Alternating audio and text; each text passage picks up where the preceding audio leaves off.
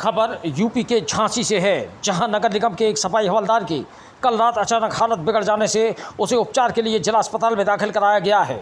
इस मामले को लेकर सफाई हवलदार ने नगर निगम के नगर स्वास्थ्य अधिकारी की कार्यशैली को उत्पीड़नात्मक बताते हुए कटघरे में खड़ा किया है। सफाई हवलदार का कहना है कि नगर स्वास्थ्य अधिकारी द्वारा सफाई कर्मचारियों का लगातार उत्पीड़न किया जा रहा है, जिससे कई सफाई कर्मचारियों की मृत्यु भी हो चुकी है। नगर निगम के वार्ड क्रमांक 45 के सफाई हवलदार डी के पथरौड़ कल रात अपने नगरा स्थित आवास पर थे, तभी अचानक 11 बजे उन्हें अचानक सीने में तेज दर्द हुआ और उनकी हालत बिगड़ गई। परिवार के लोग उन्हें उपचार के लिए जिला अस्पताल में लाए, जहां उन्हें दाखिल कर लिया गया।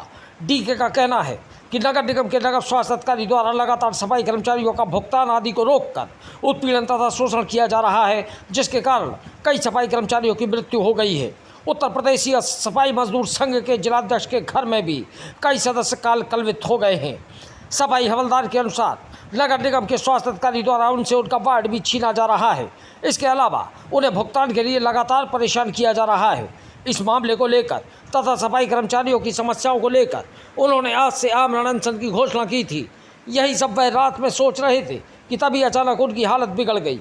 फिलहाल सफाई हवलदार द्वारा लगाए गए आरोपों को लेकर नगर निगम में हड़कंप मचा हुआ है। सच्चाई क्या है, ये जांच के बाद ही सामने आएगा। झांसी से दीप न्यूज के लिए दीपक चंदेल की रिपोर्ट। मामला ये है पत्रकार महोदय जी कि जब से नगर स्वास्थ्य अधिकारी झांसी में आए हुए हैं, तभी से इतने गलत काम कर रहे हैं, कारनामे, तानाशाही, इनके हठगर्मी को और इनके से परेशान होने पर कई कर्मचारियों की मौत हो गई है।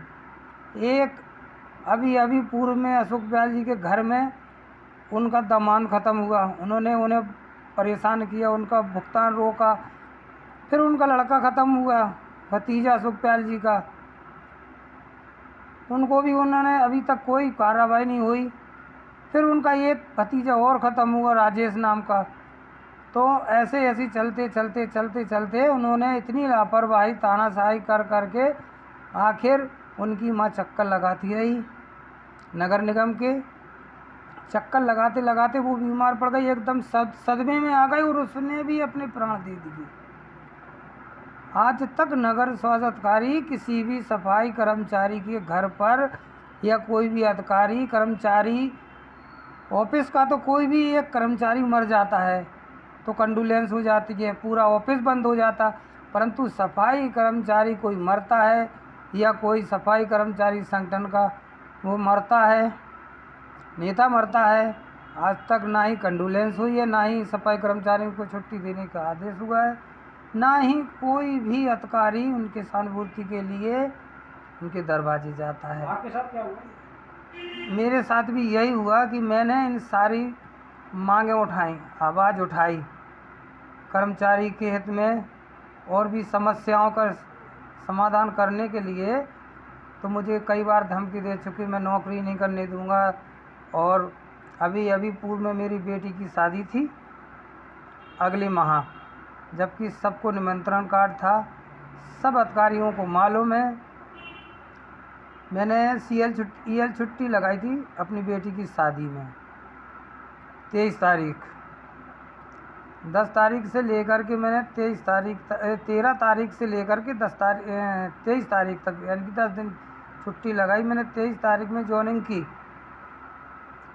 22 तक छुट्टी ख़त्म करके 23 में मैंने ज्वाइनिंग की, तो डॉक्टर साहब ने मस्टॉल देने से मना कर दिया। अप्रैल का मामला है? हाँ, डॉक्टर साहब ने, ये अभी इसी महीने की बात है। मेरी बच्ची की शादी थी 2 मार्च, उसी दिन कहले अरे वो तुम्हारा वार्ड है, तुम्हारे यही भर्ती होने की वजह है कि मैं बहुत परेशान हूँ इनके द्वारा। और मैंने कई बार डॉक्टर साहब से कहा तो मुझे इतना उत्पीड़न कर रहे हैं, मेरा वार्ड छीनने की कोशिश, छीन ही लिया है। उसके बाद में मुझे नौकरी से भी हटाने की, कहीं कहते ऑफिस अटैच कर देंगे, कहीं कहते सस्पेंड कर देंगे, तुम नेता नगरी ज़्यादा कर। आज घटना ये हो गई कि आज मुझको आमरण अनशन पर बैठना था नगर स्वास्थ्य अधिकारी के खिलाफ में।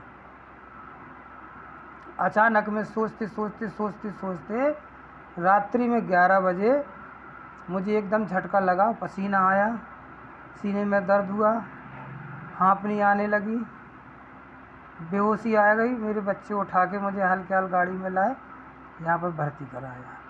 मैंने व्हाट्सएप के माध्यम से डाला भी है कि आज का धरना प्रदर्शन इसलिए स्थगित कर दिया गया, स्वास्थ्य ठीक ना होने के कारण।